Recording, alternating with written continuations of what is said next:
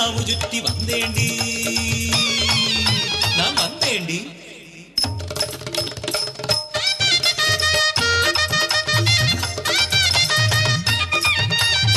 എങ്കടി നീ പോകേരേ കണ്ണി ആട്ടക്കാരി പൊണ്ണുപോലെ வந்துங்க உட்காரடி அடியாத்தி நான் சொல்லும் கதை கேளடி. தாரித்தி விதையகதாரோ தித்தாங்கிழதையகதாரோ கிழதை தரிகிழதை தங்க துங்க தத்திங்கிண்ணத்தோம் வந்தவரஞ்சு பேரும் குந்தி தேவியுமா ഹസ്തിനപുരേ വാണിടുമ്പോ നീച ബുദ്ധിയാം ദുര്യോധനൻ അവരെ കൊല്ലുവാൻ നിശ്ചയിച്ചു. എങ്ക കുലവീരൻ ഭാരതമലയൻ ഒടിവിദ്യകളറിയും പെരിയ മന്ത്രവാദി വിളിച്ചു വരുത്തി മലയനെ മന്നവൻ നിഴൽ കുത്തി കൊല്ലുവാൻ ആജ്ഞ നൽകി.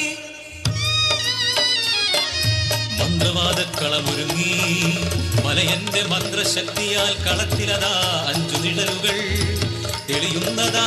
6ാമതായി ഭക്തവത്സലനാം ശ്രീകൃഷ്ണനും കുലദൈവങ്ങളെ പ്രാർത്ഥിച്ചു മലയൻ അടവുന്നു മാറ്റി മന്ത്രം ജപിച്ചു. കളത്തിലതാ വീണ്ടും തെളിയുന്നു പാണ്ഡവരഞ്ചും നിഴലുകളായി. സ്വയം മറന്നുപോയി മലയൻ മന്ത്രവേഷത്താൽ ശരമെടുത്ത് നിഴൽ കുത്തി കൊന്നല്ലോ പാണ്ഡവരെ. കഥ തീരും മുമ്പേ കരയാതെടി കണ്ണേ ഇനി சொல்லும் കഥ കൂടി കേളുങ്കടി.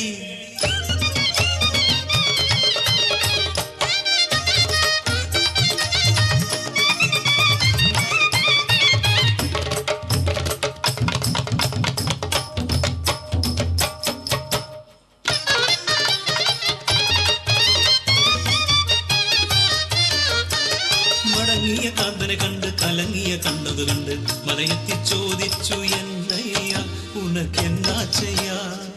കരഞ്ഞു പറഞ്ഞു മലയൻ പാപി ഞാൻ കുന്തി പുത്രരെ നിഴൽ കുത്തിയെന്ന്.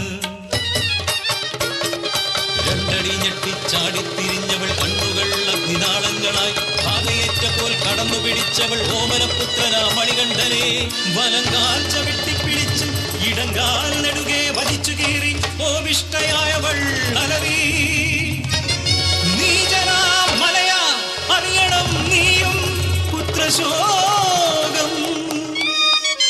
രക്താഭിഷിക്തയായി ഓടിയെത്തിയവൾ കുന്തിദേവി തൻ സന്നിധിയിൽ. 5 പാണ്ഡവർ മരിച്ചു കിടക്കുന്നയ്യോ ദീനമായി കേഴുന്നു കുന്തിയും. പെട്ടെന്നതാ കേൾപ്പു വേണുനാദം പ്രത്യക്ഷനായി കാർവർണ്ണൻ.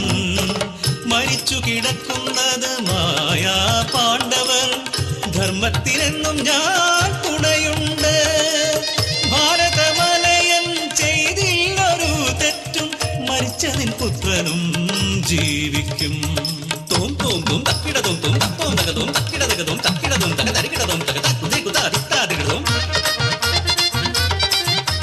മുന്നേ ഞാൻ சொன்னில்லவா കഥ കേട്ടാലേ പുണ്യമെന്ന്. നില്ലടി സുമ്മാ പോകാതെടി പസിയെടുക്കാൻ തുട്ടൊന്ന് തന്നെ പോടി അടി ഓടി. இந்த நாட்டிலும்